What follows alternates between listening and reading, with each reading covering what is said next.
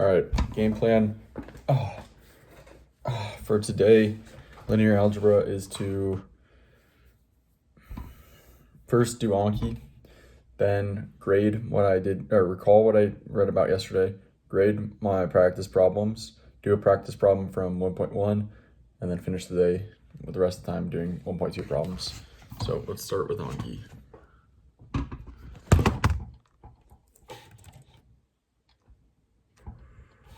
All right.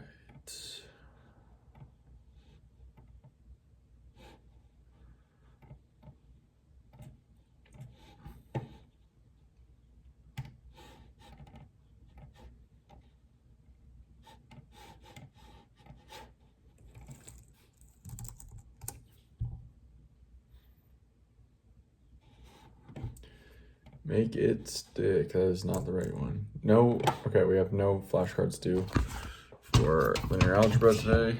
So what did we read about yesterday? All right. We would have finished off the section called some facts about echelon forms. We would have finished out understanding the difference between pivot positions and pivots. Pivot position being where the leading ones are located in the reduced row echelon form and row echelon forms of a matrix. Pivot positions being those locations regardless of what form the matrix is in. Then we would have finished the last section of 1.2, which is round off and instability, I believe. So there's some type of difference between theoretical math and actual doing of the math, especially with computers. With computers, there tend to be rounding and round off errors, therefore. Round off errors being errors that are produced from over rounding, where you keep rounding, this thing gets rounded, then you round it again, then you round it again after each operation, and eventually the answer becomes, not even valuable. Algorithms in which that occurs are referred to as unstable. And I think that's pretty much it for yesterday's reading.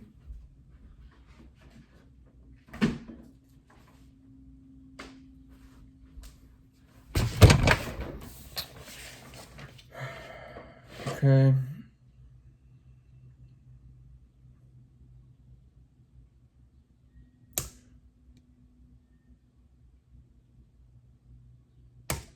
Pivot is actually a non-zero entry in a pivot position, not necessarily anything, because if it's a zero, it's not a pivot position.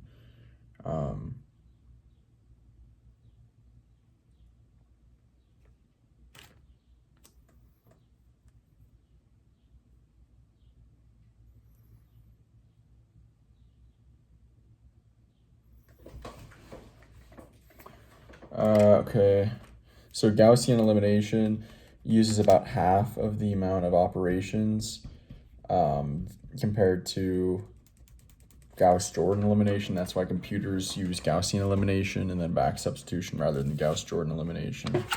That's everything for reading. Now, what did I say was next?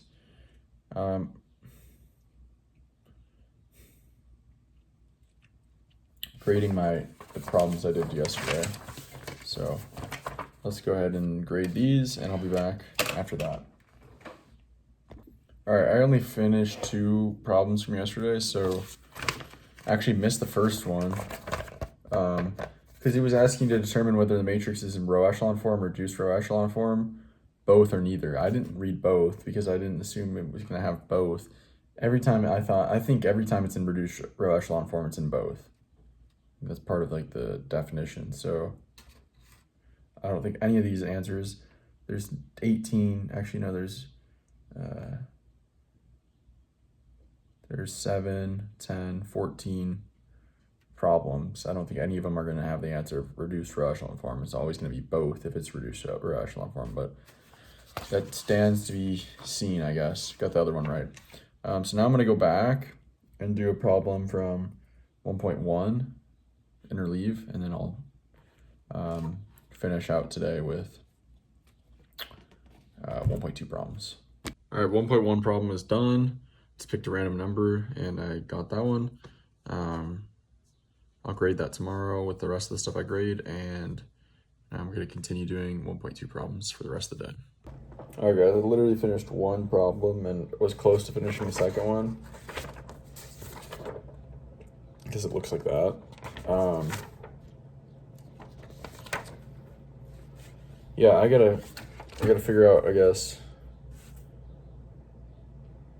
I'll just have to, I think I solved this with parametric equations at the end, and then I'll be able to check my answers tomorrow. So, all right, that's it for today. I'll talk to you guys later. See ya.